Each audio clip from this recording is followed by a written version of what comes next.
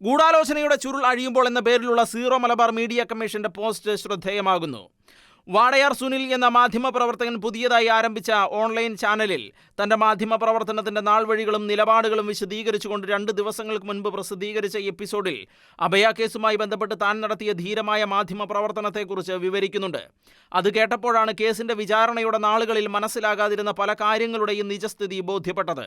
ക്രൈസ്തവരുടെ സാമൂഹിക സ്വീകാര്യത തകർക്കുന്നതിന് ചില കേന്ദ്രങ്ങളിൽ ഗൂഢാലോചനയും പദ്ധതികളും ഒരുങ്ങുന്നുണ്ടെന്ന സൂചനകൾ അക്കാലത്ത് ലഭിച്ചിരുന്നു എങ്കിലും ഇത്ര അധപ്പതിച്ച മാധ്യമപ്രവർത്തനത്തിന്റെ രൂപത്തിൽ ആയിരിക്കുമെന്ന് മാത്രം ഊഹിക്കാതെ പോയി.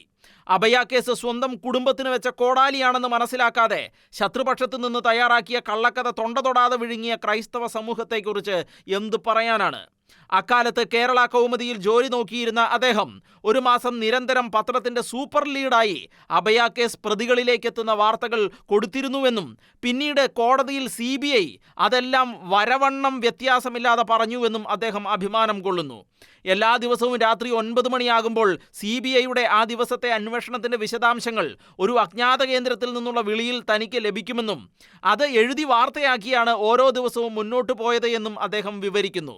ചുരുക്കത്തിൽ ഒരു മാസം നിരന്തരമായി 1-ാം പേജിൽ വാർത്തകൾ നൽകി അഭയ കേസിൽ പ്രതികളെ അറസ്റ്റ് ചെയ്യിക്കുന്നതിൽ മുന്നിൽ നിന്ന പത്രം കേരള കൗമുദിയും റിപ്പോർട്ടർ താനുമാണ് എന്ന് അദ്ദേഹം തെളിയിക്കുന്നു.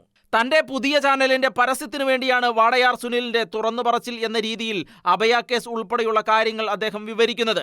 എന്നാൽ അദ്ദേഹം തന്നെ സൂചിപ്പിക്കുന്നത് പോലെ ഇപ്പോഴും തീരാത്ത അഭയ കേസിൽ അദ്ദേഹത്തെ പോലുള്ള മാധ്യമപ്രവർത്തകരും അന്വേഷണ ഏജൻസികളും പടച്ചുവിട്ട അർദ്ധസത്യങ്ങളും അസത്യങ്ങളും പൊതുസമൂഹം ഇപ്പോഴും പൂർണ്ണമായും വിശ്വസിക്കുന്നു എന്ന ധൈര്യത്തിലാണ് ഇങ്ങനെ തന്റെ ധീരകൃത്യത്തിൽ അദ്ദേഹം അഭിമാനിക്കുന്നത്.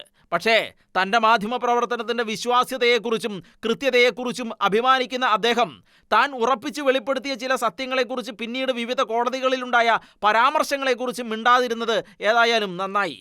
പ്രതികൾക്ക് ജാമ്യം അനുവദിച്ചുകൊണ്ടുള്ള വിധിയിൽ ബഹുമാനപ്പെട്ട കോടതി നടത്തിയ പരാമർശങ്ങൾ മനുഷ്യത്വമുള്ള ആരുടെയും ഉള്ള് ഉലയ്ക്കുന്നതാണ്.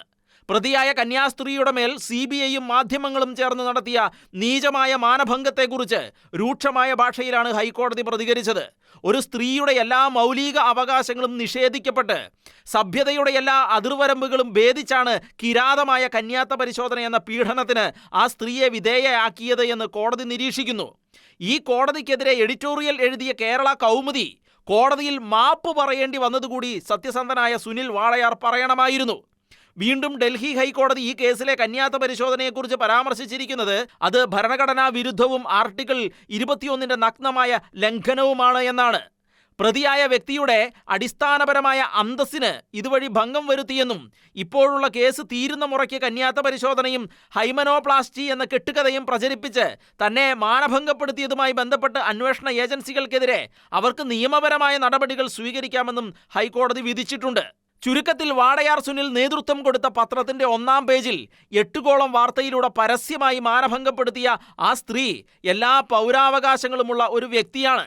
അതായത് സ്ത്രീ പീഡനത്തിന്റെ അച്ചടിച്ച തെളിവുകളും കയ്യിൽ പിടിച്ച് ഏതു നിമിഷവും പ്രതിയാക്കപ്പെടാനും ശിക്ഷിക്കപ്പെടാനും യോഗ്യതയുള്ളയാളായി വാടയാർ സുനിൽ നിൽക്കുന്നു എന്നർത്ഥം.